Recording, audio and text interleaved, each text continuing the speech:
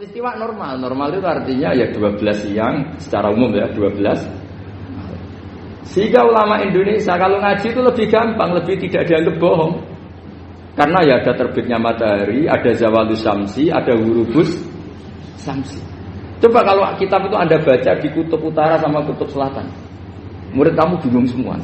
Ini gimana Ustaz? Tidak ada matahari kok semuanya diukur pakai matahari. Lalu pertanyaannya dikonversi kan? Pertanyaannya kalau dikonversi pakai apa gitu? Asal 14 jam, apa harus sepakat dimulai jam berapa? Milih mana? Milih sepakat. Pertanyaannya kalau sepakat, ukurannya siapa yang jadi ahlul halli wal aqdi?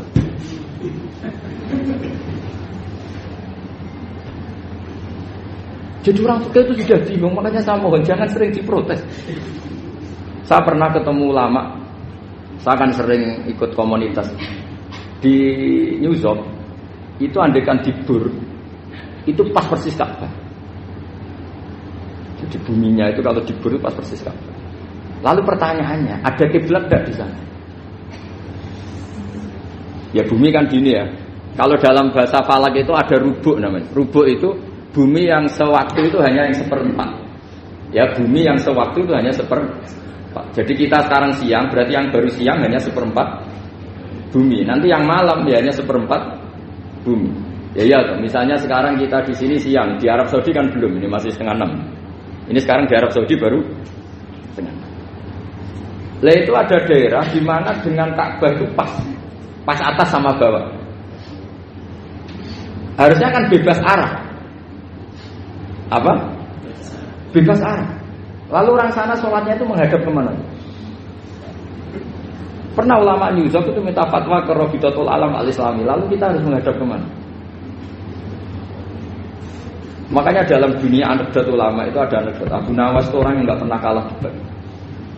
Dia tuh terkenal nggak pernah kalah debat. Tapi dia ada ilmuwan. Dia punya tetangga ilmuwan, punya pengaruh besar. Semua orang ngaji ke ilmuwan itu.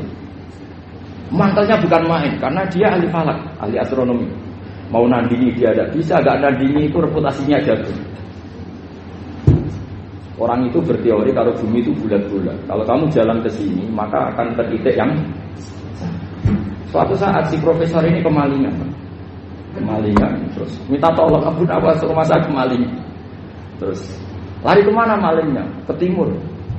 Setelah ke timur, larinya ke timur. Abu Nawas lari ke barat. Lari ke barat. Terus ditanya, sudah tak bilangin malingnya lari ke timur kok kamu lari ke barat. Nanti ketemu di titik yang sama. Sebenarnya itu profesornya makel. Oh kamu nyindir. Artinya Abu Nawas gak terima. Teori Anda itu gak bisa. Secara keilmuan benar, tapi secara faktual gak boleh. Berarti kalau ada orang ngejar istrinya lari ke timur, dia harus tetap ke barat. Nanti ketemu di titik yang sama.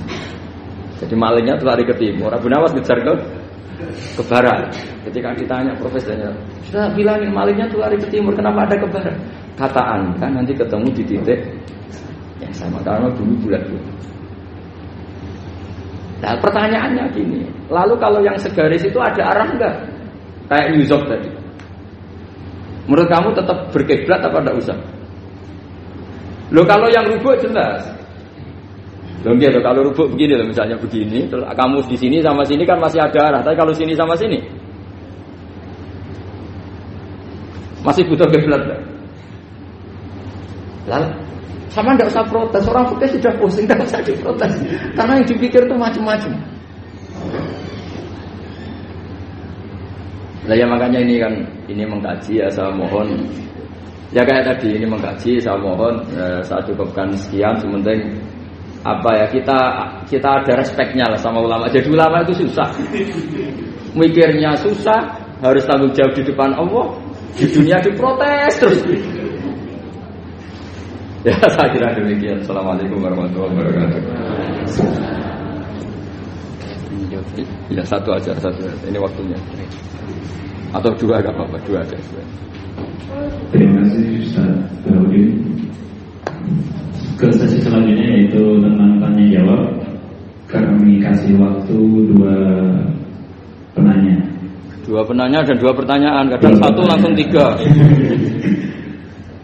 Ya, silakan Pak dan Pak Sus.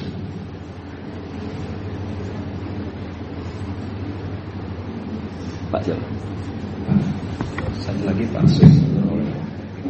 Assalamualaikum warahmatullahi wabarakatuh. Waalaikumsalam. Pertanyaan saya singkat Gus. Ya. Karena kami ini bergerak di bidang akademik, kami itu banyak tergoda oleh kesombongan akademik. Nah ini gimana Gus? Karena bagaimanapun juga kita itu harus menjual apa yang sudah kita dapatkan.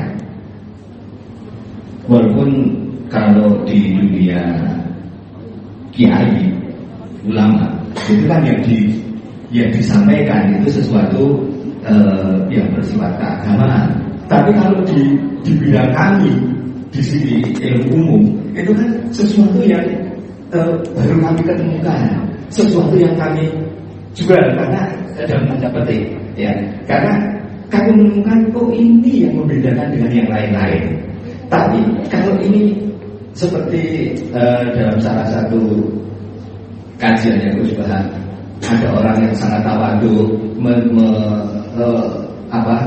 selalu memukul. Itu kapan orang lain tahu temuan kita? Kan begitu. Jadi gimana ini Gus? Enaknya kita itu kalau kita sampaikan,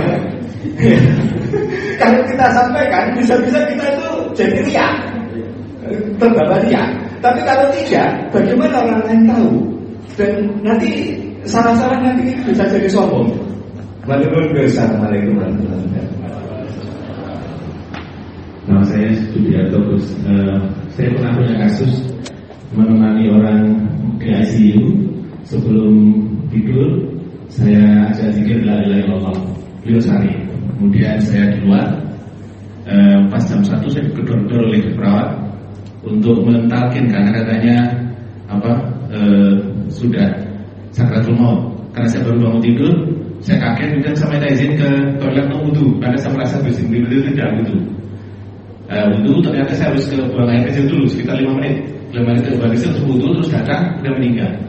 Artinya karena tadi tidak segera karena itu gimana? Terima kasih. Ini kacau semua. Ya. Terima kasih.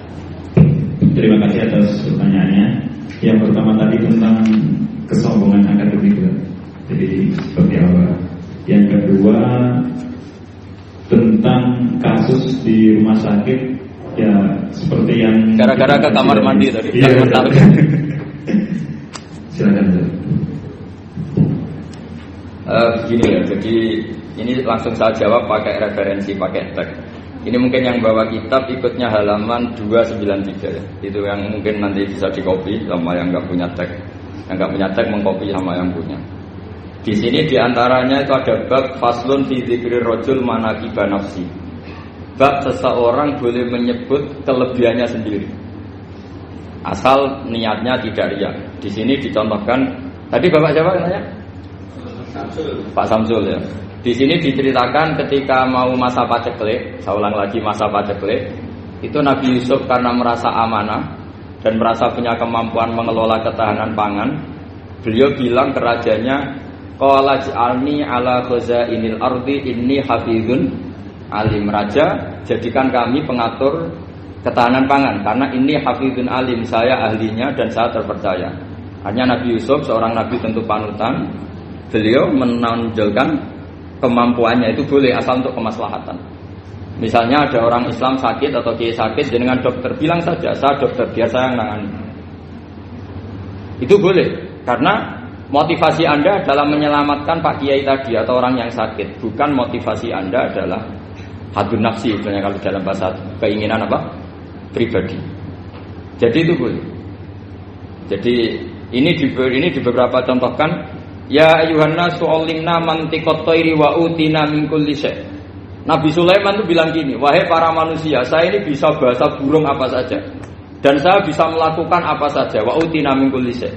Nabi Sulaiman ngendikan begitu karena ingin menunjukkan betapa sayangnya Allah ke saya, sampai saking sayangnya Allah, saya bisa menguasai bahasa burung, bahasa binatang. Jadi motivasi seorang nabi itu ingin menunjukkan betapa kudrohnya Allah tidak terbatas.